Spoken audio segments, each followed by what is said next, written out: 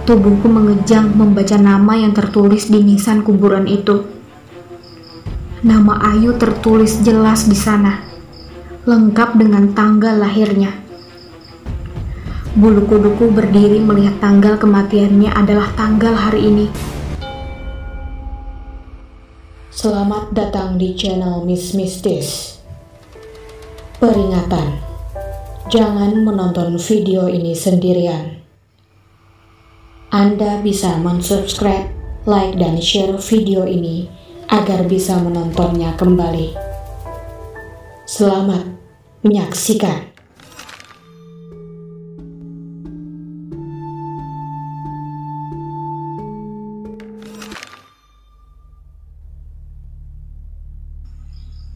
Membentang di depanku bukan lagi tanjakan terjal, melainkan tangga batu. Kabut tipis melayang di puncak anak tangga. Sumber cahaya hanya berasal dari api obor di kanan kiriku. Gending gamelan tadi terdengar jelas sekarang. Sumbernya ada di ujung tangga ini. Tapi aku tak bisa melihat apapun. Selain tangga batu ini, sekitarku hanyalah kabut kelabu. Aku panik saat menyadari aku berdiri di sini seorang diri. Orang itu tidak ada dimanapun. Tubuhku langsung bersimbah keringat dingin. Aku terjatuh di atas lututku. Kakiku yang gemetar terlalu lemah untuk berdiri.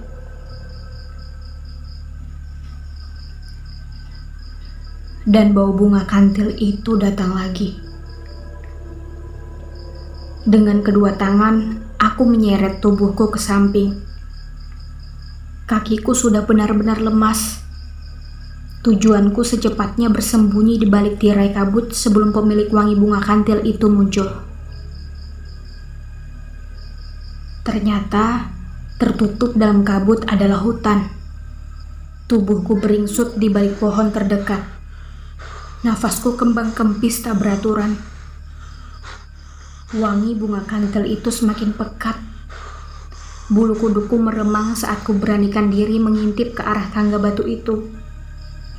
Sesuatu melayang dari tangga terbawah. Berhenti sebentar di titik di mana tadi aku berdiri. Lalu melayang ke atas anak tangga dan hilang di balik kabut. Itu adalah sosok nenek tua. Auranya sedemikian mengerikan, hingga aku langsung menggigil hebat. Dia mengenakan pakaian serba hitam, dan rambutnya luar biasa panjang. Bahkan saat tubuhnya hilang di balik kabut, rambutnya masih terlihat bergerak selama beberapa saat. Aku benar-benar cemas dan luar biasa panik. Tidak tahu harus bagaimana dan kemana. Aku menyadari kebodohanku sekarang.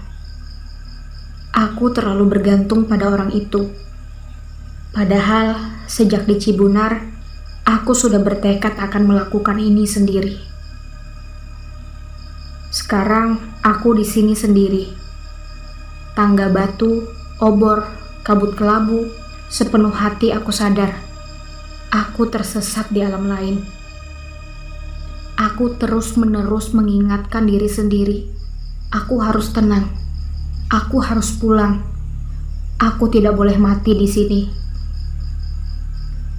Ketenanganku cuma berhasil beberapa detik. Saat kabut sedikit menipis, kulihat sesuatu yang nyaris membuatku histeris jika saja tidak ada tangan yang membekap mulutku. Orang itu sudah ada di sampingku. Tangannya masih membekap mulutku. Dia memberi aba-aba untuk tenang. Baru kusadari, di depanku tergeletak banyak tubuh pendaki gunung. Satu tubuh malah tepat ada di sampingku. Yang lain terserak tak beraturan. Mereka semua tertidur. Hanya saja kulitnya sepucat mayat. Orang itu menyuruhku berdiri dengan tenang. Aku diperintahkan mengikutinya. Dia berjalan menjauhi tangga batu, masuk menembus kegelapan hutan. Aku berjingkat-jingkat berusaha tidak mengeluarkan suara apapun. Seekor gagak di atasku, melompat dari dahan ke dahan seakan mengikuti. "Abang dari mana tadi?" "Itu siapa, Bang?" "Mereka tadi," suaraku gemetar bertanya. Tidak seperti biasanya, dia menjawab dengan berbisik. "Ini bukan tempat lu lagi, boy. Jangan sampai ada yang tahu kita di sini." Aku mengangguk pelan, tapi masih tetap menunggu penjelasan. "Itu pendaki yang..." "Udahlah, gak perlu tahu. Pokoknya jangan sampai mereka bangun," bisiknya lagi. Kami berjalan semakin jauh masuk ke dalam hutan. Aku tercengang melihat agak jauh di samping kananku, menjulang di antara hutan dan kabut sebuah bangunan besar. Di tengah malam seperti ini, bangunan besar dengan menara-menaranya yang tinggi tanpa penerangan sama sekali terlihat bagai raksasa. Rupanya dari sanalah sumber suara gending-gending itu. Aku membuang muka. Tidak ingin membayangkan makhluk-makhluk apa yang ada di dalam sana dan kembali fokus melihat punggung orang itu yang berjalan di depanku. Suasana sekitar hening mencekam. Tidak ada satupun bunyi suara binatang hutan. Kabut tipis melayang rendah di antara pohon-pohon cantigi. Lalu mendadak kita sampai di tepi hutan. Orang itu berhenti. Dia memberiku aba-aba untuk mundur beberapa langkah dan bersembunyi di balik semak. Di depan kami menghampar tanah lapang yang luas. Aku tak tahu seberapa luasnya karena tertutup kegelapan dan tirai kabut. "Boy, kita udah sampai. Mulai dari sini, lu jalan sendiri. Ingat untuk apa lu jauh-jauh ke sini kan?" Orang itu membuka pembicaraan. "Iya, Bang. Ngambil pembalut yang dibuang Ayu," kataku. "Jalan lurus aja. Jangan bikin keributan. Jangan narik perhatian. Jangan sampai Nyilinggi tahu keberadaan lu." Aku mengangguk mengerti. "Tapi bukannya Nyilinggi baik, Bang? Kan dia yang nolong waktu ada kalung wewe," tanyaku. "Gua jelasin ya. Nyilinggi yang kasih syarat untuk ambil lagi sampah sialan tadi. Dia yang bikin lu sampai naik ke sini, boy," jawab orang itu. "Ada maksudnya kenapa dia nolong lu tadi. Dia mau lu sampai istananya tanpa luka apa-apa." "Gimana maksudnya, Bang?" tanyaku masih tidak mengerti. "Syarat itu cuma akal-akalan aja, boy. Nyilinggi itu mau ngunduh mantu, ngerti nggak lu? Dia itu mau ngawinin," bisiknya. "Siapa yang mau dikawinin, Bang?" Aku masih tidak paham arah pembicaraannya. "Lu, boy." Bagai tersambar petir, aku mendengar jawabannya. Jadi aku dengan lugu masuk perangkap. Tubuhku sontak menggigil. Orang itu mengeluarkan rokok dari kantongnya, menjepit di mulut lalu membakarnya. Asap tipis mengepul dari bibirnya. Aku terpana. Dalam keadaan begini, bisa-bisanya dia merokok dengan tenang. Lalu kesadaran menghantamku. Aku beranikan diri bertanya padanya. "Jadi abang nganter saya ke sini biar saya bisa dikorbanin, Bang?" tanyaku. Dia dengan kurang ajar menghembuskan asap rokoknya ke wajahku. "Gua ada di sini untuk mastiin lu naik dengan selamat untuk ngambil sampah sialan itu, biar temen lu bisa ketolong, dan mastiin lu turun dengan selamat," jawabnya dengan tenang. "Cuma lu yang bisa nolong temen lu, dan cuma gua yang bisa nolong lu." "Iya, maaf, Bang." Aku menyesali keraguanku. "Sekarang lu jalan lurus aja ke depan. Kalau udah ketemu, Sampahnya lu bungkus kain putih yang lu bawa. Langsung balik ke sini, perintahnya. Aku mengangguk mengerti. Lalu dengan mengendap-endap, aku melangkah maju menuju tanah lapang ini. Kabut bagaikan punya nyawa sendiri, bergerak-gerak pelan tanpa ada angin. Semakin jauh ku melangkah, kabut kelabu ini semakin tebal. Sementara di kejauhan tampak siluet hutan dan bayangan gelap bangunan istana Nyilinggi. Aku terkesiap saat mataku melihat sesuatu di balik kabut di depanku. Dalam diam, aku berhenti, lalu berjongkok sambil mataku tetap memandang siluet di dalam kabut itu. Pelan, aku menyeret kakiku bergerak mendekat. Keringat menetes di dahiku. Semakin dekat, bayangan itu mulai terlihat semakin jelas. Nampak seperti gundukan sesuatu. Saat akhirnya kabut tersibak, aku terkejut mendapati apa yang kulihat. Itu adalah kuburan baru. Nampak dari tanahnya yang masih merah dan gembur. Di atasnya tergeletak begitu saja. Tampaknya adalah pembalut yang kemarin dibuang Ayu. Dari pembalut itu merembes darah segar berbau anyir. Lelehan darah itu mengalir ke bawah hingga akhirnya membuat genangan darah di batas kabut. Tubuhku mengejang membaca nama yang tertulis di nisan kuburan itu. Nama Ayu tertulis jelas di sana, lengkap dengan tanggal lahirnya. Bulu kuduku berdiri melihat tanggal kematiannya adalah tanggal hari ini. Dengan tangan gemetar, ku keluarkan kain putih dari kantong celanaku. Kuangkat pembalut yang masih terus meneteskan darah itu dan segera kubungkus dengan kain tadi. Seiring kabut yang semakin menipis, sudut mataku menyadari ada sesuatu yang bergerak-gerak. Aku berteriak histeris dan jatuh terduduk saat kabut menyibakkan kiranya. Nampak sesosok makhluk yang sedang menjilati darah di tempat genangan tadi. Wajahnya penuh darah, lidahnya panjang terjulur, tangan dan kakinya menekuk seperti kucing. Rambut panjangnya lepek dan matanya menatap lurus ke arahku. Dengan kaki gemetar, aku beringsut mundur dengan perlahan. Sebisa mungkin tidak membuat gerakan mendadak. Mata makhluk itu terus saja menatapku yang dengan pelan bergerak mundur. Tapi dia tetap di sana. Lidahnya sudah berhenti menjilat darah. Tapi dia tetap di sana. Lalu kurasakan sesuatu yang lembut tersentuh punggungku. Aku langsung berhenti dan dengan tegang menengok ke belakang. Tubuhku membeku, berdiri tepat di belakangku dengan rambut terurai panjang hingga ke tanah. Nyilinggi. Tubuhku menggigil tak terkendali. Tidak sedikit pun aku mampu bergeser.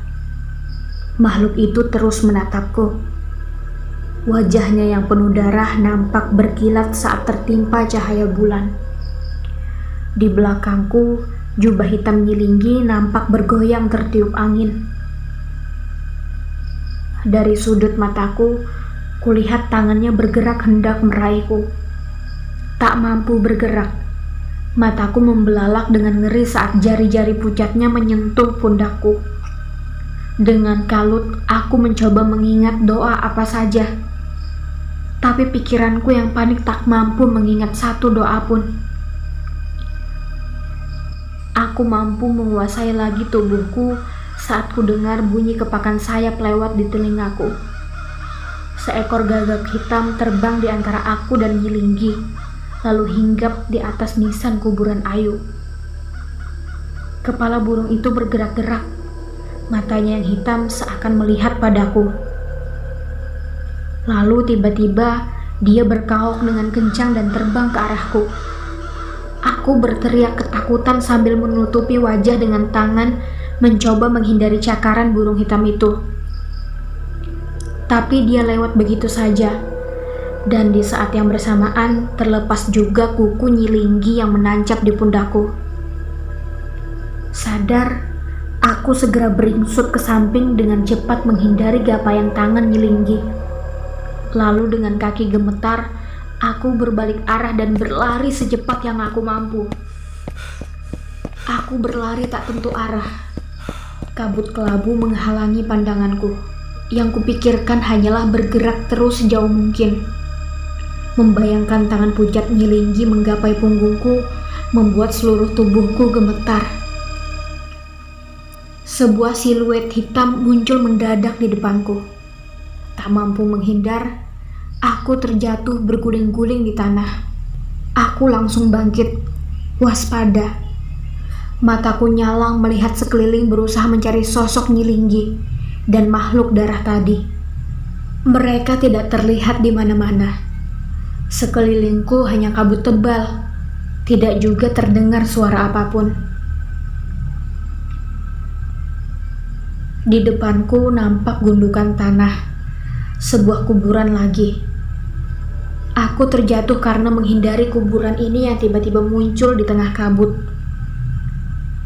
Sedetik, bulu kuduku meremang, takut jika ternyata aku cuma berputar-putar di tempat. Tapi sekilas pandang, aku langsung lega. Ini bukan kuburan baru. Ini kuburan yang berbeda. Nisannya dari batu yang sudah dipenuhi lumut. Dengan pelan, aku bergeser mendekat.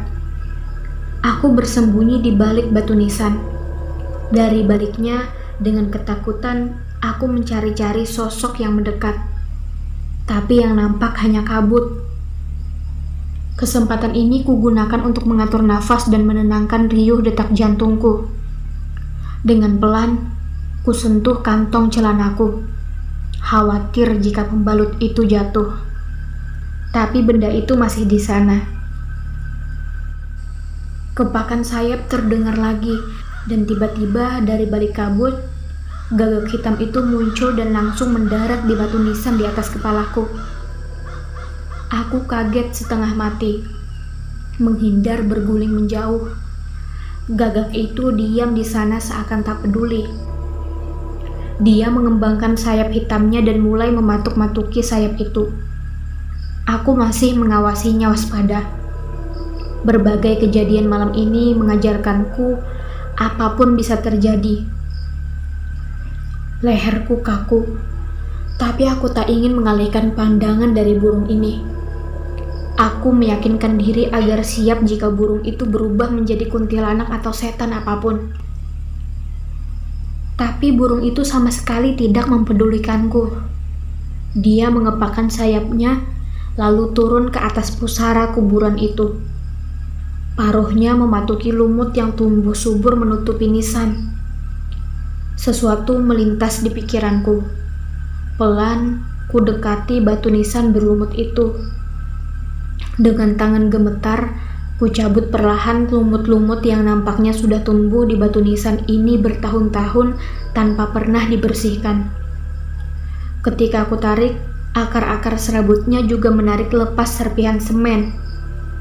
Batu nisan ini sudah sedemikian rapuhnya. Cahaya bulan terlalu lemah untuk membantuku melihat apa yang terpahat di nisan ini. Jadi, aku menempelkan jariku, berusaha membacanya dengan tangan. Huruf pertama yang terbaca adalah huruf M. Berikutnya tanpa susah payah, aku mengenali huruf O. Aku kesulitan mengenali huruf berikutnya. Pahatannya sudah aus, guratan hurufnya agak samar. Apakah huruf K? Sebuah tangan tiba-tiba muncul dari belakang dan menarik tanganku. Aku langsung histeris.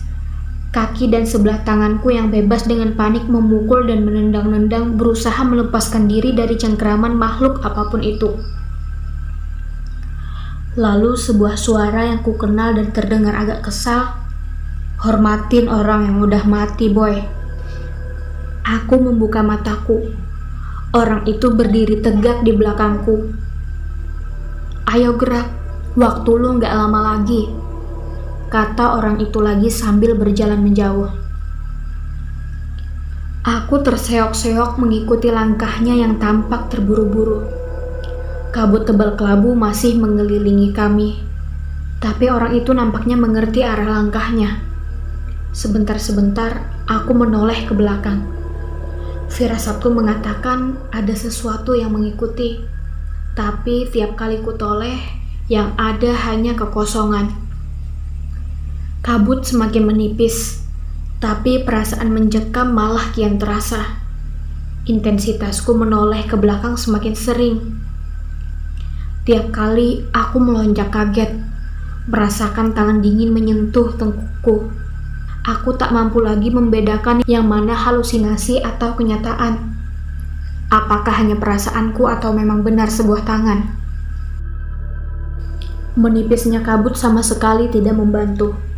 Bayangan-bayangan gelap pohon cantigi yang kurus dan bercabang di mataku bagaikan sosok hantu yang berdiri diam. Berkali-kali aku terjatuh, tapi orang itu menengok pun tidak. Dia masih terus berjalan. Hanya sesekali dia melirik jam di tangannya atau menyalakan rokoknya. Semua dilakukan sambil berjalan. Sosok-sosok kuntilanak muncul sesekali dari balik pohon. Kali ini aku sudah tak peduli. Tak kupedulikan juga sosok yang terbang dari dahan ke dahan. Nyaliku kembali teruji ketika terdengar suara perempuan tua menyanyikan tembang Jawa. Suaranya terdengar pelan, namun jelas. Orang itu mendadak berhenti dan mengeluarkan parangnya. Alih-alih terus jalan mengikuti jalur, orang itu malah menerobos semak di sebelah kiriku. Parang tadi ia gunakan untuk membuka jalan. Kami menerobos ilalang setinggi pinggang. Di beberapa tempat, ilalang itu bahkan melebihi tinggi tubuhku. Sebuah tangan menjulur dari balik semak. Tapi dengan entengnya orang itu mengayunkan parangnya dengan cepat. Tangan itu putus dan berubah menjadi kabut. Seiring jalan, juluran tangan itu semakin banyak. Mereka tidak hanya muncul dari balik semak, tapi juga dari bawah tanah. Orang itu kembali berhenti. Kali ini dia mengajakku berbalik arah menyusuri jalur semula. Aku gelisah melihat wajahnya tidak lagi setenang biasa. Parangnya kembali diayunkan ke kanan kiri. Tiba-tiba saja kami keluar di pos kuburan kuda. Kemunculan mendadak kami rupanya mengalihkan perhatian hantu-hantu orang desa yang tampak sedang merubung di tenda pendaki. Puluhan pasang mata menatap kami tanpa berkedip. Tanpa ada komando, tiba-tiba mereka bergerak pelan ke arah kami. Aku histeris ketika hantu yang terdekat memeluk pahaku. Aku meronta-ronta hingga terjatuh. Tangan itu baru lepas ketika orang itu menarikku. Sementara suara perempuan tua yang menyanyikan tembang Jawa terdengar semakin mendekat. Orang itu berbisik pelan di telingaku. "Lari, boy." Lalu dia menambahkan, "Jangan sekali-kali nengok ke belakang." Bersamaan dengan terciumnya anyir darah, orang itu berlari sambil menyeretku. Aku berlari zigzag menghindari tangan-tangan hantu orang desa yang berusaha menggapai kakiku. Lepas dari kepungan hantu orang desa, aku memohon orang itu berhenti untuk istirahat. Kedua kakiku hampir mati rasa, tapi dia terus menarikku. Aku berlari dengan terpincang-pincang dan menahan nyeri di telapak kaki. Hingga akhirnya aku rubuh karena pahaku kram. Rasanya seluruh tenagaku dikuras habis. Di depanku, di balik semak, nampak pohon tua yang sangat besar. Kulit kayunya berwarna putih. Sulur-sulur panjang mirip rambut jatuh di sana-sini dari dahan-dahan raksasanya. Yang pertama kulihat adalah pocong yang muncul dari balik pohon itu. Jantungku berdesir pelan, tapi aku pasrah, menyadari aku tak bisa lari dengan kaki seperti ini. Berikutnya adalah kuntilanak. Ada yang duduk sambil menggoyangkan kaki, ada yang menggantung dengan kepala di bawah, ada 2 atau 3 kuntilanak yang berwarna merah darah, yang lainnya berwarna putih. Itu adalah pemandangan paling tak biasa yang kutemui dalam pendakian. Pohon itu bagaikan berbuah kuntilanak, dan sulur-sulur seperti rambut. Aku salah. Nyatanya, itu memang rambut. Miss Mistis akan kembali lagi di cerita selanjutnya. Jangan lupa untuk tinggalkan jejak dengan mensubscribe, like, dan share video ini. Terima kasih.